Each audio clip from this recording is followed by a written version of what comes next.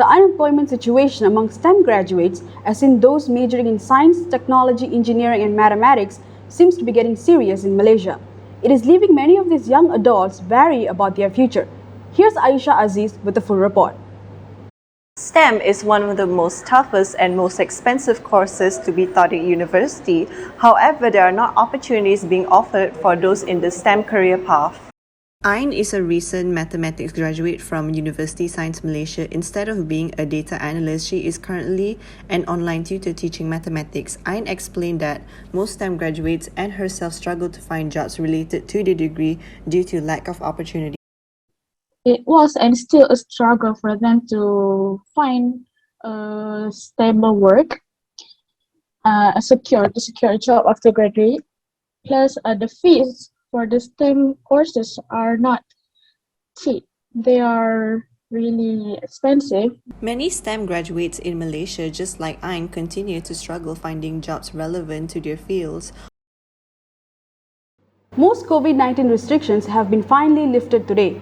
Although there is now lesser hospital admissions of COVID-19 cases, Dr. Amira Farhana hopes that the Health Ministry can contain future outbreaks better. The public, I think we just have to follow SOPs. We have to, the guidelines set by the government. If you're symptomatic, they've always mentioned penilaian kendiri. You have to do like self-test, self-isolate, to go to public places if you're symptomatic, wear masks at crowded places and things like that. But the most important part is that I advise the public to go get vaccinated. To mask or not to mask? That is the question, as wearing one outdoors has been optional since the 1st of May. This new rule is one of the few COVID-19 measures that the Ministry of Health has decided to relax. But right here at Taylor's University, it seems that students aren't quite ready just yet.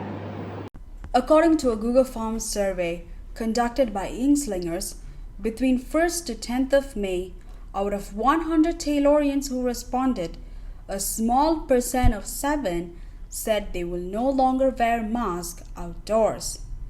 For the vast majority, which is 70% of the respondents, the masks are staying on.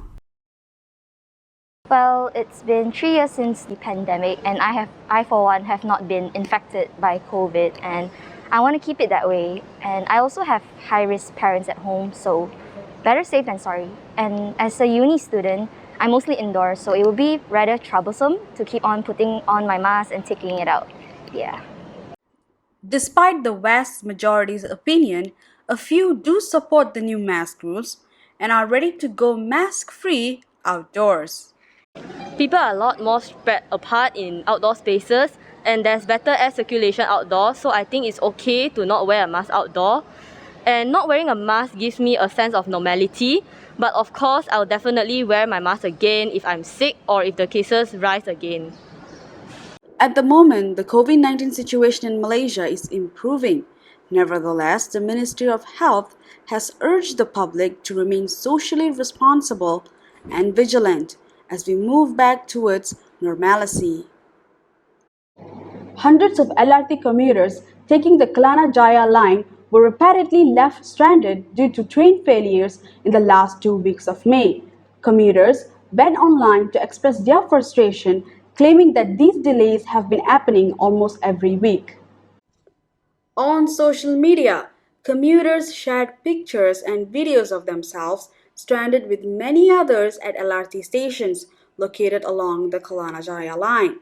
Some criticized why such issues were happening so often, and especially during peak hour. Others also raised questions on whether or not maintenance on the LRT trains is being done enough by its rail operator, RapidCal. Okay, it has affected me a lot in a way that it caused me to be late for classes, and whenever I want to meet anybody or I have like consultation timings in uni, it really affected in a way because I can't really give my exact time whenever I want to meet them. Now, moving on to sports. Malaysia's quest to regain the Thomas Cup will have to continue after losing to India 2-3 at the quarterfinals on the 12th of May. Badminton fans across the country did not take this loss lightly. Social media was flooded with messages of disappointment and sadness. Many felt that the lineup for the match against India was not suitable despite its success in defeating Japan at the group stage. On Facebook, users questioned why Go Sufei and Noor Izzuddin was maintained as the first men's doubles pair instead of Aaron Chia and Sowoyik, who held a 3-0 head-to-head lead against India's Rankareddy and Shetty. Go and Izzuddin lost in straight sets that night. Those on Instagram also called upon the National Badminton Association to strengthen their other men's singles players. It was hoped that the second and third men's singles would put Malaysia back in the lead, but Ng Zi-yong and Yong Junhao were both quickly defeated.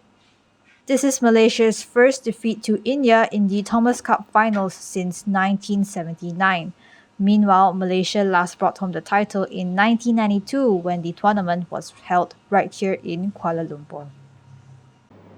3 days of anime galore took place at Paradigm Mall from the 13th to 16th of May. Anime fans were very much excited, but the event's poor preparation has received widespread criticism online.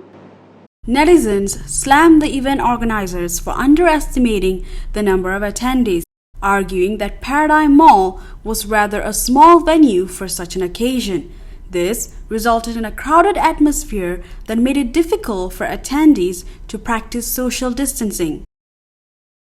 In the past, dating often involved dinner and a movie. Today, people are swiping left and right on dating apps such as Tinder and Bumble. But now, thanks to the pandemic, there's an entirely different kind of dating app that has been gaining popularity among young adults. Say goodbye to all the mindless swiping and actually say hello to your potential partner in Filter Off, a speed dating application that allows users to go on brief video dates with each other.